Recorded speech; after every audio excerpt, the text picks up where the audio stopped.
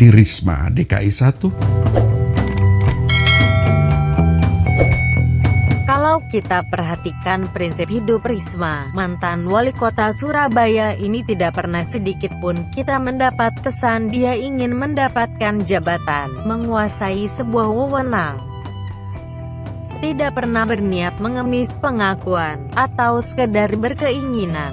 Namun, sekali takdir berbicara, amanah telah dititipkan, dia takkan pernah surut berpangku tangan. Sampai tuntas dia akan menjalaninya dengan sepenuh jiwa dan kemampuan. Begitulah yang terjadi kala dia dipercayakan menahkodai pembangunan kota Surabaya, sampai akhirnya dilanjutkan sampai ke periode kedua. Warga Surabaya yang paling tahu bagaimana Risma memaksakan seluruh kebisaannya, secara emosi maupun logikanya, kalau perlu kaki menjadi kepala dan kepala menjadi kaki. Turun ke lapangan, ke level paling bawah. Semua untuk kemaslahatan kota Surabaya. Sekarang, dia diamanahi jabatan Menteri Sosial. Prinsip itu kelihatannya tetap berjalan. Sentuhan pertamanya langsung menggeparkan dunia persilatan. Ada pangeran yang langsung tersembuhkan, padahal sebelumnya tak berdaya di luar batas kenormalan.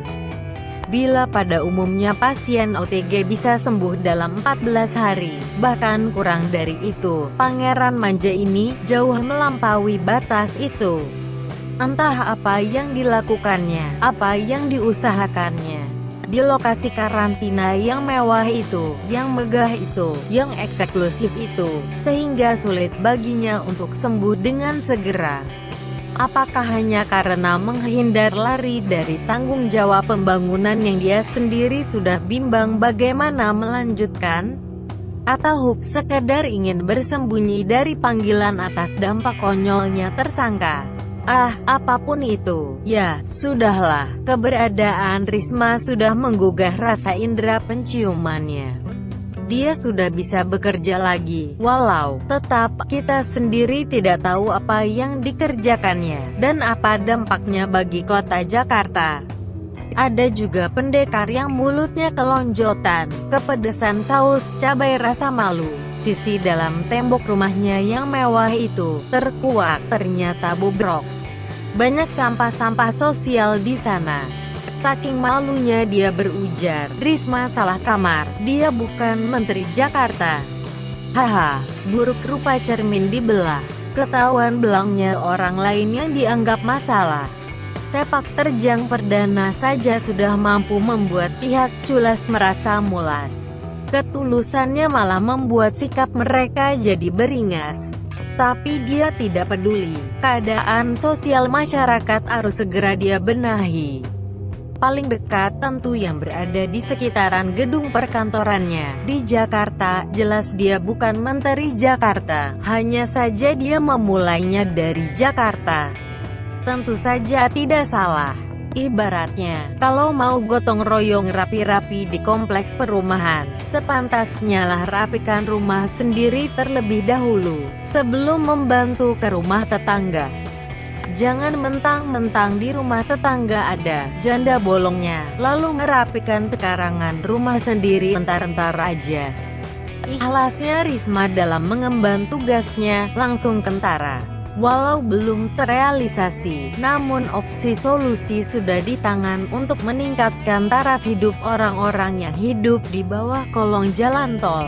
Tinggal menunggu waktu yang tepat untuk mengeksekusinya saja. Tepat sekali memang penempatan Risma sebagai Menteri Sosial. Dengannya, kita langsung memahami, memang begitu seharusnya sikap dan tindakan seorang Menteri Sosial.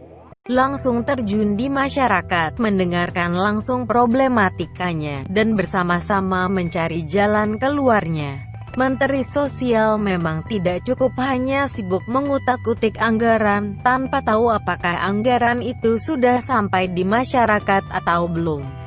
Dan sikap seperti ini juga yang hilang di Jakarta, semenjak Ahok tidak ada di sana. Artinya, Risma pantas untuk mengelola Jakarta kelak. Ya, sangat patut diberi kesempatan. 3 tahun ini Jakarta benar-benar memprihatinkan. Rumahnya hanya tampak indah dari luar. Cat mentereng, pagar yang gagah tidak tergoyahkan. Tapi isinya bobrok semua. Di dalamnya tidak lebih dari kumpulan rintihan dan penyesalan. Bukan salah mengharapkan pembangunan tambahan, tapi bangunan yang ada saja tidak terawat dengan semestinya. Lalu, apakah Risma mampu untuk memperbaiki itu semua? Tentu saja kalau dia kelak ditempatkan di sana, maka itu bukan lagi sekedar harapan. Lihat saja. Sekali lagi, Risma memang bukan Menteri Jakarta, tapi waktu akan membuktikan. Takdir kali ini pun akan memintanya ke sana, dan justru sebagai Gubernur DKI Jakarta. Demi Jakarta yang seharusnya.